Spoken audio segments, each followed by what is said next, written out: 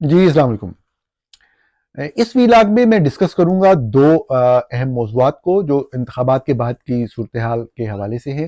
पहला मौजू ये है फॉर्म 45 की बुनियाद के ऊपर जो नताइज ऐलान किए गए पोलिंग स्टेशन में, वो बाद में आरओ के ऑफिस में एक अजीबो गरीब, एक बिल्कुल मुख्तलिफ फॉर्म 47 जारी करके, जिसको लाजमी तौर पे फॉर्म 45 के रिजल्ट्स का कंसोलिडेटेड फॉर्म होना चाहिए था, मजमुआ होना चाहिए था, जारी करके चंद हलकों में पोलिंग स्टेशन, चंद कौमी असम्बली के हलकों, पंजाब असम्बली के हलकों, सिंध असम्बली के हलकों में तब्दील किया गया नताइज को। इसके ऊपर इस वक्त एक कन्फ्यूजन फैलाई जा रही है। एक साफ ज़ाहिर है, आप समझ रहे होंगे कि जो लोग अफेक्टेड हैं, एक प्रोपेगेंडा किया जा रहा है चंद नॉन लोगों की तरफ से, जो कि नॉन एफिलिएशन रखते हैं फॉर भी और अगेंस्ट भी। वो फॉर्म 45 के हवाले से, जाली होने के हवाले से एक कैंपेन चला रहे हैं। उसकी हकीकत क्या है, मैंने वो आपके सामने रखना है। बहुत अहम मौजू है, थोड़ा सा खुश्क जरूर होगा इसको समझना, लेकिन अहम इसलिए है कि ये साजिश जो है ये हम सब के खिलाफ है। हम किसी भी सियासी जमात से ताल्लुक रखते हो, हमें फौर्जरी की, हमें जोर जबरदस्ती की, हमें धांधली की, इंतखाबी अमल में मुदाखलत की हर सूरत में मुखालफत करनी चाहिए और जो भी हकाइक है उनको सामने लाना चाहिए। दूसरा मौजू जो आज के दिन डिस्कस करेंगे वो ये है कि जो खवातीन और अक़लियतों की मखसूस नशिस्तें हैं, वो किस किस को असम्बली में, कौमी असम्बली और चंद सूबाई असम्बलियों का, मैं चंद मेन पार्टीज का आपके सामने रखूंगा कि किसको कितनी कितनी नशिस्तें मिलेंगी। ये भी अहम कैलकुलेशन है, तो जरूर देखिए इस वीलॉग को। जो पहला मौजू है उसमें मैं आपको अर्ज करूं कि फॉर्म 45 के हवाले से मैंने बहुत से वीलॉग्स में जिक्र किया कि कोई भी हल्का है उसके आगे बहुत से पोलिंग स्टेशन होते हैं जहां पे वोट डलते हैं, पोलिंग होती है। मिसाल मैं देता हूं, कौमी असम्बली के किसी एक हल्के में औसतन एवरेज तकरीबन 300 से 350 पोलिंग स्टेशन होते हैं। हर पोलिंग स्टेशन पे पोलिंग स्टाफ होता है, presiding officer, assistant presiding officer, तमाम सियासी जमातों के नुमाइंदे जिनको पोलिंग एजेंट कहते हैं, वो हर पोलिंग स्टेशन पे मौजूद होते हैं। उनके सामने पोलिंग स्टार्ट होती है, उनके सामने वोट डाले जाते हैं, उनके सामने वोटिंग का अमल जो है मुकम्मल होता है और फिर काउंटिंग ऑफ वोट्स का प्रोसेस होता है। और काउंटिंग ऑफ वोट के बाद सबके सामने जो नतीजा है वो लिखा जाता है एक फॉर्म के ऊपर, जिसके ऊपर जो पोलिंग स्टाफ है वो साइन करता है और पोलिंग एजेंट्स भी साइन करते हैं, करने चाहिए असूली तौर पे। और फिर वो फॉर्म मुकम्मल करके जो है वो फौरी तौर पे, अभी जो सिस्टम चल रहा है, ये बड़ा अहम पॉइंट है, उसी वक्त जो प्रिजाइडिंग ऑफिसर हैं वो मोबाइल के जरिए आरओस को भेजते हैं, ताकि अमूमी तौर पे ये होता था कि जब ये प्रिजाइडिंग ऑफिसर बेचारे रिजल्ट लेके जा रहे होते थे आरओ के दफ्तर में, तो दरमियान में या वो अगवा हो जाते थे या रिजल्ट चेंज कर दिया जाता था।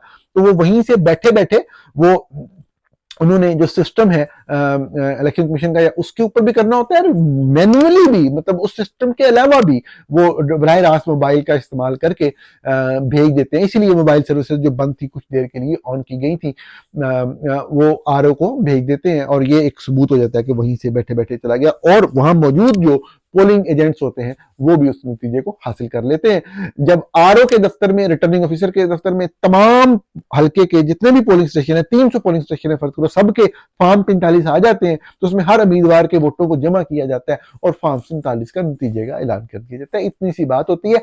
फॉर्म 45 जो होता है ये कोई उम्मीदवार खुद से छाप नहीं सकता, ये इलेक्शन कमीशन ने खास तरह के कागज पे छपा होता है, जिसके ऊपर उस हलके का नाम लिखा होता है। और बहुत सारे केसेस, चंद केसेस में बगैर उम्मीदवारों के नाम के भी होते हैं, लेकिन ज्यादातर केसेस में उम्मीदवारों के नाम भी छपे हुए होते हैं। ठीक है, तो उसमें आगे उनके कॉलम के आगे उनके वोट लिखे जाते हैं, तो ये सबको फिर जमा कर लिया जाता है। अब ये जब आप करते हैं वहां पे किसी भी पोलिंग स्टेशन पे, जब ये प्रोसेस मुकम्मल करते हैं, तो वहां किसी एक सियासी जमात का पोलिंग एजेंट नहीं बैठा होता, एक से ज्यादा जमातें हर जगह पे होती हैं। अच्छा, अब ये तो प्रोसेस जो मैं बहुत दफा एक्सप्लेन कर चुका हूं। अब जिन्होंने रिगिंग करनी है वो कैसे करते हैं, जैसे आईएसआई। तो आईएसआई का क्या तरीकाकार होता है, जो मादी के इलेक्शन में भी अपनाते रहे, कि उन्होंने आइडेंटिफाई किए होते हैं हल्के के, इन इन हल्कों में हमें ये नतीजा चाहिए। तमाम हल्कों में वो करते भी नहीं है, मतलब उनका एक माइंड होता है कि इतनी नशिस्तें इसको जानी है, इतनी इसको जानी है, इतनी इतनी तो ये जीत ही जाएंगे। आप सब लोग जो इलेक्शन को जानते हैं आपको पता होता है कि बाद सीटें बड़ी पक्की होती हैं। कि जी ये इस पार्टी को जानी है या इस उम्मीदवार को जानी है। बाद हल्कों पे मुकाबला होता है, तो जिन पे मुकाबला होता है आईएसआई क्या करती है कि उन हलकों में भी जो पोलिंग स्टेशन हैं आगे उनको मार्क कर लेती है कि अब 300 के ऊपर मुश्किल है, तो ये वाले जो 25-30 हैं, ये दूर दराज गांव में है या शहर के ऐसी जगह पे है जहां पे मीडिया की तवज्जो कम होगी, या यहाँ पे पोलिंग स्टाफ को जो है वो डराया धमकाया जा सकता है, या यहाँ पे अंधेरा होता है तो यहाँ कार्रवाई डाली जा सकती है, मतलब इस तरह की कंसिडरेशन आप समझ रहे होंगे मैं क्या पॉइंट मेक करना चाह रहा हूं। तो चंद पोलिंग स्टेशन को वो टारगेट करके वहां पे करते हैं।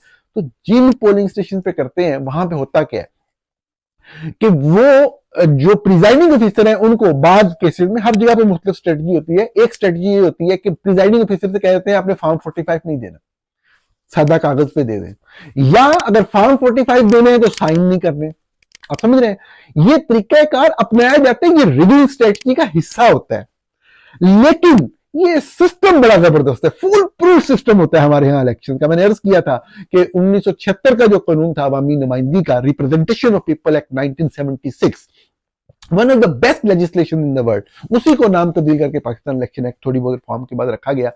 उसकी बेहतरीन लेजिस्लेशन होने की वजह यह थी कि जो 90 की दहाई थी उसके अंदर दो सियासी जमातें पाकिस्तान के अंदर, एक पाकिस्तान पीपल्स पार्टी और एक पाकिस्तान मुस्लिम लीग नवाज, इन दोनों जमातों का हकीकतन वोट बैंक मौजूद था। खुसूसन पंजाब के अंदर हर शहर में, हर इलाके में तकरीबन बराबर वोट बैंक होता था।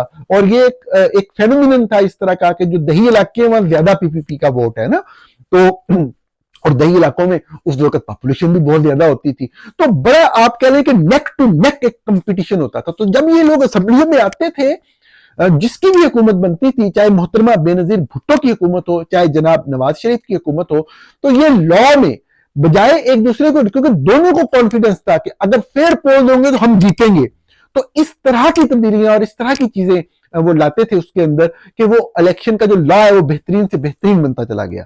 तो नाज़रीन कि वो अगर वो साइन नहीं भी कर रहा तो वहां पे 2 पार्टियां तो नहीं, 5 पार्टियों के पोलिंग एजेंट्स बैठे हैं जो लीगल एंटिटीज है, एक तरह से उनका कानून में जिक्र है। बहुत पावर होती है एक पोलिंग एजेंट के पास। पोलिंग एजेंट बैठा हुआ है ना, वैसे एक जनरल नॉलेज की एक बात कर रहा हूं, तो वोट डालने आ रहे हैं लोग, पोलिंग एजेंट इशारा कर दे कि ये बंदा वोट नहीं डालेगा, मुझे इस पे शक है, उस बंदे का वोट, चाहे वो उसी हल्के में रहता हो, उसका वोट रजिस्टर्ड हो, सीएनआईसी हो उसके पास, प्रिजाइडिंग ऑफिसर बाद अपनी वो कर जाते हैं, लेकिन जो स्पिरिट है कानून की वो यही है कि उस बंदे का वोट चैलेंज वोट के लिफाफे में जाएगा, अलहदा चला जाएगा, वो बैलेट बॉक्स में नहीं डाल सकेगा। पोलिंग एजेंट जो है उस पूरे पोलिंग प्रोसेस का सबसे बेसिक यूनिट होता है, जो उसकी मौजूदगी जो है वो उसकी सैंक्टिटी को, इलेक्शन प्रोसेस की को यकीनी बनाती है, और वो ट्रांसपेरेंसी की और उसकी बुनियादी अलामत होती है। तो जो फॉर्म 45 मिलता है वही बुनियादी तरीन डॉक्यूमेंट, और उसी से साबित होना होता है कि रिगिंग है या नहीं है। हाँ, अगर दिया ही नहीं गया तो फिर अलग बात है, फिर आप साबित नहीं कर पा रहे होते। अब गलती इस मर्तबा ये हुई कि फॉर्म 45 दे दिया इन्होंने। अब मैं आता हूं, अब इस वक्त प्रोपेगेंडा क्या चल रहा है। कुछ दोस्त सहाफी भी हैं जो बड़ी नॉन पीटीआई के साथ एक मुखासमत रखते हैं, जो कि नहीं होनी चाहिए। हम लोग भी इख्तलाफ करते रहे हैं, नून लीग से भी इख्तलाफ करते हैं, लेकिन मैं और मुझे जानने वाले लोग जानते हैं कि आज भी मुझे नून लीग की एक पॉजिटिव चीज मिले तो मैं सबसे पहले आपके सामने आकर रिपोर्ट करूंगा। सही बात जो सही उसको सही कहना चाहिए, जो गलत है उसको गलत कहना चाहिए, लेकिन पार्टी बन जाना और एक बुनियादी मसले के ऊपर, इलेक्शन जैसे मसले के ऊपर इलेक्टोरेट की राय को जहां तब्दील किया जा रहा है, वहां पे पार्टीजन होना बड़ा अफसोस होता है मुझे। बाद मतलब है कि बाद यंग जर्नलिस्ट हैं, मैं देख के बड़ा अफसोस हो रहा था कि वो भी इस तरह की वो बातें लिख रहे हैं फॉर्म 45 के हवाले से। अब इसमें हकीकत क्या है मैं आपको बता देता हूं। एक हल्के के अंदर जो फॉर्म 45 अगर जारी किए गए हैं एक पार्टी की तरफ से, एक दूसरी पार्टी, एक पार्टी जीतने का दावा कर रही है इलेक्शन कमीशन, एक पार्टी जिसको हरवाया गया है, वो फॉर्म 45 जारी कर रही है और वो कह रही है कि मेरा कैंडिडेट जो है वो 60,000 की लीड से जीता है, 80,000 की लीड से जीता है, 1,00,000 की लीड से जीता है। ये लीड है जो हारने वाला बंदा कह रहा है कि हम फॉर्म 45 के मुताबिक जीते हुए हैं। तो अब वो क्या कर रहे हैं कि अब वो फॉर्म 45 को की पूरी जो एक पीडीएफ फाइल बनी हुई है उसको गो थ्रू कर रहे हैं, जो लोग या जिन लोगों ने अपने ट्वीट्स में इमेजेस लगाए फॉर्म 45 के कि ये फेक लग रहे हैं, तो उनकी दलील ये है कि उस पर साइन नहीं है किसी के ऊपर। किसी के ऊपर वोट काउंट नहीं लिखा हुआ, किसी के नीचे कोई नीचे खाना है, वो उसमें कुछ चीज लिखनी होती है, फिल करनी होती है, वो फिल नहीं हुई, सिर्फ उस फिलिंग ना होने की बुनियाद के ऊपर जो है वो उसको फेक कह रहे हैं। ये नहीं कह रहे कि ये नामुकम्मल है, कह रहे हैं जाली है। अच्छा, अब जाली होना साफ जाहिर है कि ये बहुत ही बड़ा एलिगेशन है। तो इसमें सादा सी बात समझने की पहले ये है कि हर पोलिंग स्टेशन पे नाजरीन एक वोटों की खास तादाद होती है, वोट पोल्ड और टोटल वोट जो वहां पे रजिस्टर्ड है ना। तो अगर एक जगह पे लीड जो है, लीड जो मुकम्मल फॉर्म 45 आपको अवेलेबल किए गए हैं, अगर और ये चीज सबको मालूम है कि बाज़ जगह पे वो साइन नहीं करके देते हैं, वो बगैर साइन के होते हैं, तो ये बात बिल्कुल दुरुस्त है कि उनको नहीं माना जाएगा। इसके ऊपर ये कोई बहस में नहीं करने जा रहा, कोई ऐसी दलील नहीं देने जा रहा कि नहीं उसको मानो क्योंकि एक पार्टी ने दे दी है। हो सकता है कहीं पे नून लीग जो है वो विक्टिम पार्टी के तौर पे सामने आ रही है, हो सकता है कहीं पे जेयूआई विक्टिम पार्टी। मैं असूल की बात कर रहा हूं कि जिसके ऊपर साइन नहीं है वो अपना माने, उसको निकाल दें कि अगर, और वो कितने हैं, 2 हैं, 4 हैं, 10 हैं, टोटल वोट कितने बन गए उन पोलिंग स्टेशन के? 3000, 4000, 5000, 10,000, 20,000। एक बंदा आपको तमाम फॉर्म 45 कह रहा है मैं 60,000 की लीड से जीत रहा हूं, मैं 30,000 की लीड से जीत रहा हूं।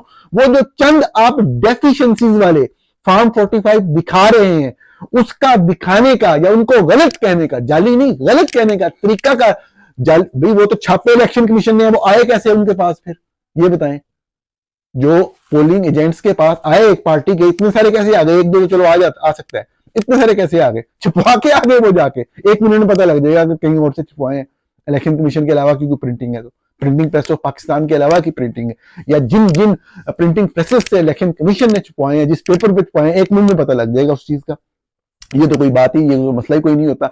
लेकिन अगर वो इतनी बड़ी लीड के साथ ये चंद में डेफिशिएंसीज है तो उनके वोट माइनस कर लें, फिर भी ज्यादा है तो उनकी जीत तो फिर भी बनती है, हर हालत में बनती है, 100% बनती है। हाँ, अब इसको गलत कहने का तरीकाकार ये है कि आप पार्टी जो सहाफी है वो ना बने, और ये जो अकाउंट्स बना के जी हम फैक्ट चेक कर रहे हैं और पूरा प्रोपेगेंडा एक मुहिम में देख रहा था चल रही है, मुझे किसी ने दिखाया, मैंने सारा जाके देखा, सब बिल्कुल गलत और लोगों को बेवकूफ बनाने की कोशिश है।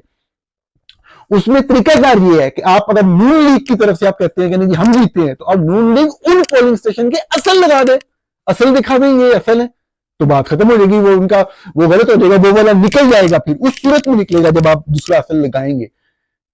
नहीं तो उसकी सेंक्टिटी है। क्यों सेंक्टिटी है? क्योंकि मैंने कराची के चंद हलकों पे काम किया है, मैं आपको बता रहा हूँ 60-70 हजार की लीड से पीटीआई के सपोर्टेड कैंडिडेट जीते हैं। मैंने आपको बताया कि एमकेएम के लोग वहां से हारे हैं। मैंने आपको बताया NA-241 में डॉक्टर इख्तियार बेग साहब को वहां जितवाया गया है, वो उनके वोट 18-19 हजार वोट, टोटल 18-19 हजार वोट, और वो मतलब है कि 80,000 के करीब उनको वोट वहां पे दिखाए गए हुए हैं। इतना फर्क नहीं आता होता। मैं आपको बताऊं, मैंने सोशल मीडिया पे एक चीज सीखी कि पीएमएलएन के बहुत से लोगों से वास्ता पड़ा जो पीएमएलएन को सपोर्ट करते थे, बड़े अच्छे काबिल एहतराम लोग, जिनके बारे में मेरा एक व्यू कभी ये बना कि यार ये लोग सच की बात करते हैं, अगर इनकी जमात के खिलाफ नहीं जा रहा हो तो बात करते हैं। ये बड़ी गलत बात है धांधली को सपोर्ट करना सिर्फ इसलिए कि आपकी पार्टी की एफिलिएशन एक तरफ है तो आपने यही बात करनी है, दूसरे का तमस्कुर मजाक उड़ाना है। पीटीआई वाले भी अगर कहीं गलत बात कर रहे हैं तो बिल्कुल नहीं करनी चाहिए उनको। अगर वो किसी एक हल्के के हवाले से भी कोई गलत डॉक्यूमेंटेशन लेके आएंगे, उनके ये 60-70 हल्कों का जो केस है वो खराब होगा, क्योंकि ये बिल्कुल डिफरेंट है पूरी पाकिस्तान की इलेक्टोरल हिस्ट्री से, इस हवाले से कि पहले जब भी धांधली करके जितवाया जाता था तो धांधली की जाती थी, यानी कि स्टफिंग की गई है, पूरा रिकॉर्ड चेंज किया गया। इस बार गलती हुई है, फंस गए हैं। आईएसआई ने रिपोर्ट ये बना दी कि ये 130-35 सीटें ले जाएगी नून लीग। उनको जब रियलाइजेशन हुई उस वक्त तक फॉर्म 45 इशू हो गया था। So this election is altogether different election from the whole electoral history of Pakistan. तो इसलिए जो ये नून लीग के लोग मतलब सिर्फ अपनी पार्टी एफिलिएशन की वजह से आपको मैंडेट नहीं मिला, इसमें कोई बुरी बात नहीं है। आप वही बात जो आप दलील की बात करते हैं, आप लोगों को गिनवाते रहे आपने ये अच्छे काम किए, ये आपने तरक्की मंसूबे किए, कल को वोट आपको भी लोग दे देंगे। इनकी हुकूमत ना बनने दें, वो तो जो एस्टेब्लिशमेंट चाहेगी वो चाहेगी, लेकिन झूठ और झूठ पे झूठ, और फिर अगला बंदा जो आपको फैक्ट रख रहा है उसके बारे में उसको किसी पार्टी से एफिलिएट कर देना या उसका तमस्कुर उड़ाना और खुद को अकले कुल समझना। अगर किसी पे फॉर्म 45 पे साइन नहीं है और 3 पॉलिटिकल पार्टीज के पोलिंग एजेंट के पास सेम रिजल्ट है, सेम चीज है, तो कैसे जाली हो गया? बताएं मुझे, पूरी दुनिया का कोई एविडेंस लाके दिखा दें। किस तरह के आप कह रहे हैं लोग वहां पे 70-80 हजार की लीड से जीते हुए हैं और आप मजाक कर रहे हैं।